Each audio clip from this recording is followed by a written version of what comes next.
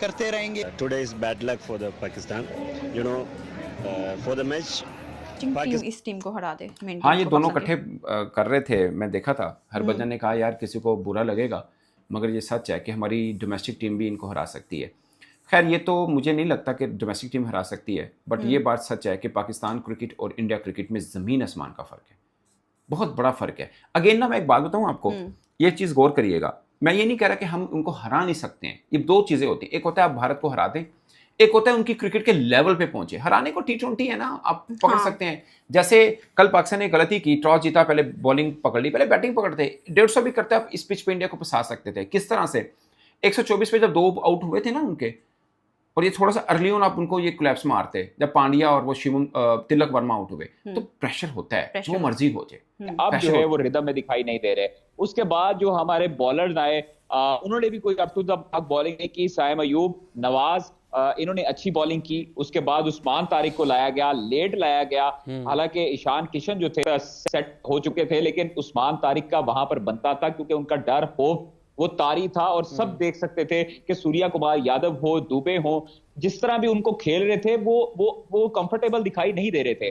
आपने देखी है विकेट जो सूर्या कुमार यादव उनको प्रैक्टिस करवाते रहे, खुद शायद उस्मान तारिक की उन्होंने प्रैक्टिस नहीं की। उस्मान तारिक का गलबा उन पे तारी था, तो आप उनको शुरू में लेकर आते। नवाज ने अच्छी बॉलिंग की, स्कोर रोका। हमारे शुरू के 10, 11, 12 ओवर जो थे, हमने इंडिया को बहुत रन दिए। बिल्कुल कादिर, ये बताएगा कि माइक हैसन, ये तो हमारी डिबेट जारी है, हम डिस्कशन इस चीज पर कर रहे हैं और यही जो है हमारा महवर है हमारी गुफ्तगू का। लेकिन आप ये बताएं कि माइक हैसन ने प्रेस कॉन्फ्रेंस में क्या कहा वहां पे? अच्छा, मैं वर्ड टू वर्ड आपको बताता हूं, ताकि जो हमारे नाजरीन है वो भी किसी चीज से महरूम ना रह जाएं। माइक हैसन ने प्रेस कॉन्फ्रेंस में आकर दूसरी इनिंग्स में ज्यादा गेंद स्किड हो रही थी। अच्छा। और ईशान किशन हमसे मैच ले गए थे। भारत ने 20-25 रन ज्यादा बनाए। उस्मान तारिक का यही रोल है, इसको सही वक्त पर लाने के लिए। हमने बैटिंग अच्छी नहीं की, ईशान किशन ने हमारे स्पिनर पर दबाव डाला, भारत ने हमें आउट क्लास कर दिया। ड्रेसिंग रूम में सब मायूस। लोगों का क्या कहना है, मानना है, जरा सुनाइए प्लीज। पाकिस्तान बहुत प्रेशर ले लेता है, इनको मेंटली, इनको साइकेट्रिस्ट की जरूरत है। शाहीन शाह अफरीदी को ड्रॉप कर देना चाहिए, उसको बॉलिंग चलाना नहीं आती। इससे तो बेहतर था बॉयकॉट ही कर देते। ये तो कोई तरीका नहीं है क्रिकेट खेलने का, और जिस तरह चेस अटेम्प्ट की है, it's pathetic. Well, I think everywhere, I mean the batting disorder, आप देख सकते हैं। I mean the crowd over here, it was very disappointing. ये जो $700 की जो है ना टिकट जो है ना वो जाया हो गई है। मायूसी बहुत हुई, मायूसी तो बहुत हुई है। हार जीत तो होता है, लेकिन हारते अगर थोड़ा सा नजर आता कि कंपटीशन है। Today's performance, Pakistan didn't play well. Today's not their day, but inshallah we'll come to the final and show them. ताकत लेके आए थे कि पाकिस्तान जीतेगी, लेकिन no problem, it's all in the sports. लेकिन हम इंडिया को बोलेंगे कि क्रिकेट को पॉलिटिक्स नहीं बनाना। विकेट्स अर्ली फॉल हो गई और काफी उम्मीद से आए थे, पर अभी पाकिस्तान को सपोर्ट करते रहेंगे। Today is bad luck for the Pakistan. You know, for the match, Pakistan team is under pressure. भाई इस कौम के लिए ना खड़े होकर तालियां बजानी चाहिए, क्योंकि जितना गंदा पाकिस्तानी टीम खेली है, उसके बाद भी अगर कोई कौम इतने अच्छे स्पिरिट के साथ अपनी टीम को सपोर्ट कर सकती है, ये कह सकती है कि भाई आप हार जाते कोई मसला नहीं है, लेकिन पुट अप करते फाइट तो कोई मसला नहीं होता। हमें अफसोस इस बात का है कि फाइट नजर नहीं आती। उसमें से फिर कुछ लोग ये भी कहते हुए नजर आ रहे हैं, फैसल कि इट्स ऑल राइट, कोई बात नहीं, we gonna support you one more time. This is like tremendous. मतलब अगर इस सपोर्ट के साथ भी पाकिस्तानी टीम नहीं जीती, तो भाई कौन सी रमजान की दुआएं आपको जितवा सकते हैं? मैं बताऊं, इस कौम में ना एक शहर है फैसलाबाद।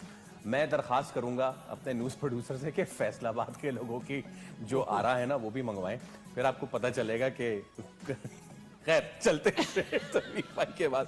तनवीर भाई देखिए, बात यह है कि मेरे पास आने से पहले ये इतनी, मैं तो यहाँ पे अगर डिसीजन लेना चाहूँ ना, तो मैं यहाँ पे शाहीन को भी बाहर बिठाऊं, बाबर को भी बाहर बिठाऊं और शादाब को भी बाहर बिठाऊं। शाहिद खान आफरीदी हैज जॉइंड अस।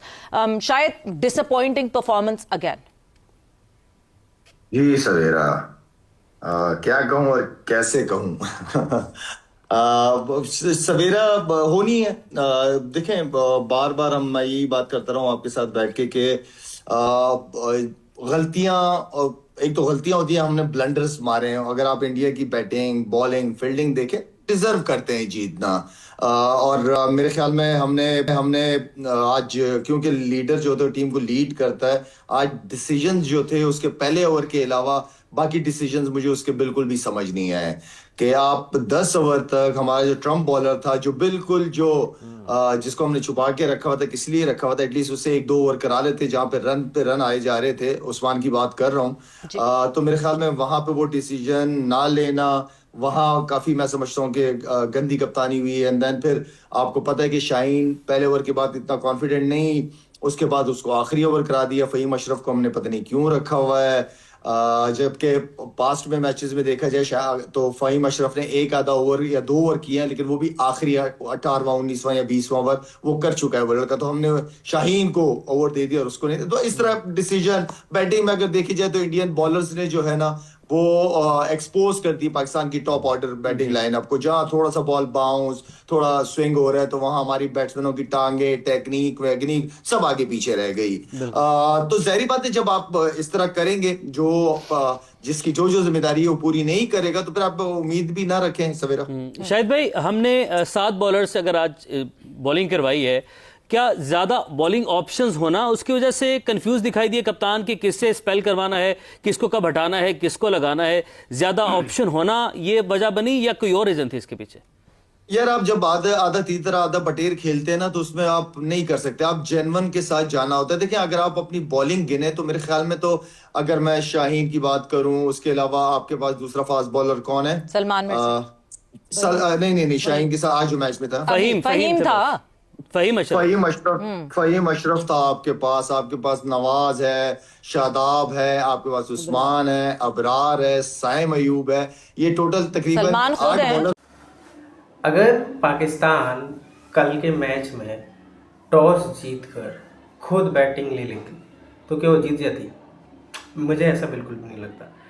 देखिए ऐसा जब टीम रिजल्ट आ जाता है तो बड़ा इजी होता है ना कि ये पहले बैटिंग कर लेते या बाद में फील्डिंग कर लेते तो ऐसा हो जाता वैसा हो जाता।